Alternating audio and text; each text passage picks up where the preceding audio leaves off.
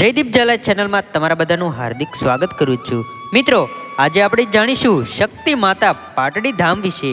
તો મિત્રો, હજુ સુધી ચેનલને સબસ્ક્રાઈબર ન કરી હોય તો સબસ્ક્રાઈબર કરી નાખો। મિત્રો, શું તમે જાણો છો પાટડી ધામ શક્તિમાના ઇતિહાસ વિશે? તો મિત્રો, પાટણના રાજા કર્ણદેવને બાબરા ભૂતનો ખૂબ જ ત્રાસ હતો। રાજા હરપાલ દેવે અને શક્તિમાએ પાટણના રાજાએ બાબરા ભૂતના ત્રાસથી બચવા તેને વંશ કર્યો હતો। રાજા કર્ણદેવને આપેલા વચન મુજબ હરપાલ દેવ અને શક્તિમાએ એક રાતમાં 2300 ગામના તોરણ બંધાવ્યા હતા, જેમાં પહેલું તોરણ પાટડીના તોડલે બંધાવ્યું હતું અને દીવ ઉગતા પહેલા છેલ્લું તોરણ દીવદિવિયા ગામે બંધાવ્યું હતું। આમ તેઓ 2300 ગામના ધણી કહેવાતા હતા। મિત્રો, બસંતી દેવી પ્રતાપસિંહ સોલંકીના કુંવરી હતા। શક્તિ માતાનું નામ નાનપણમાં બસંતી દેવી હતું અને જ્યારે તેઓ હરપાલ દેવને વર્યા ત્યારે શરત રાખી હતી કે પોતાનું અસલી દેવી સ્વરૂપ લોકોને જ્યારે ખબર પડી જશે ત્યારે હું અહીંયાથી વિદાય લઈશ।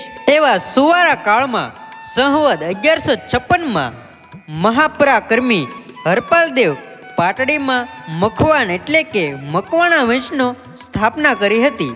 મિત્રો, હરપાલ દેવ અને શક્તિ દેવી બે મહાશક્તિ આત્માનું પાટડીની ભૂમિ પર મિલન થયું હતું। થોડાક વર્ષો પછી એક દિવસ હાથીખાણામાંથી માંગળા નામનો હાથી ગાંડો થયો અને સાંકળ તોડાવીને બહાર નીકળી ગયો અને રાજકુમારો સોંધાજી, મોંઘુજી અને શેખડુજી તથા બહેન ઉદાદેવી શોકમાં રમતા હતા। ત્યાં થોડીક જ વારમાં માંગળા નામનો હાથી પહોંચવા લાગ્યો હતો। માં શક્તિ દેવીને એમ થયું કે ગાંડો થયેલા માંગળા નામનો હાથી રાજકુમારોને ઈજા પહોંચાડે એ પહેલાં ઝરૂખા પર લઈ લો।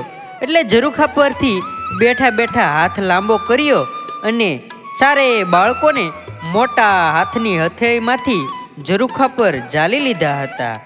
એ વખતે ચારણના છોકરાને ટાપલી મારી દૂર કર્યો હતો, એટલા માટે તે ટાપલિયા અટકના ગઢવી કહેવાયા અને બીજા વંશના બાળકોને હાથમાં ઝાલી બચાવી લેવાથી મકવાણા વંશને ઝાલાવંશ કહેવાયા।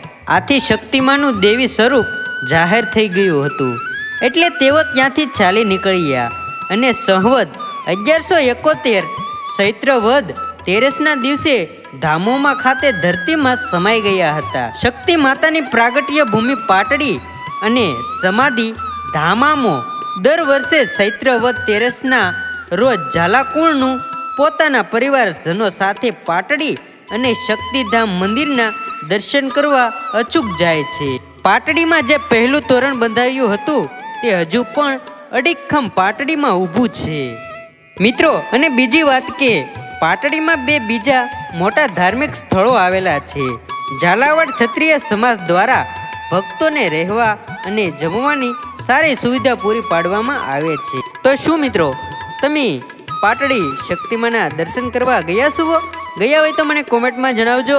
અને મિત્રો, આ હતો શક્તિમાનો ઇતિહાસ પાટડી ધામ વિશે। તો મિત્રો, આ ઇતિહાસ તમને કેવો લાગ્યો મને કોમેન્ટમાં જણાવજો। અને મિત્રો, હવે તમારે કયો ઇતિહાસ સાંભળવો છે એ પણ મને કોમેન્ટમાં જણાવજો, આપણે એના પર વિડીયો બનાવીશું। તો મિત્રો, તમારો કિંમતી સમય આપ્યો અને મારા વિડીયો જોયા એ બદલ તમારા બધાનો આભાર માનું છું। તો મિત્રો, તમારા કિંમતી મંતવ્ય કમેન્ટ બોક્સમાં જણાવશો અને ચેનલને લાઇક, શેર, સબસ્ક્રાઈબર કરી નાખજો। મળીએ નવા વિડીયોમાં।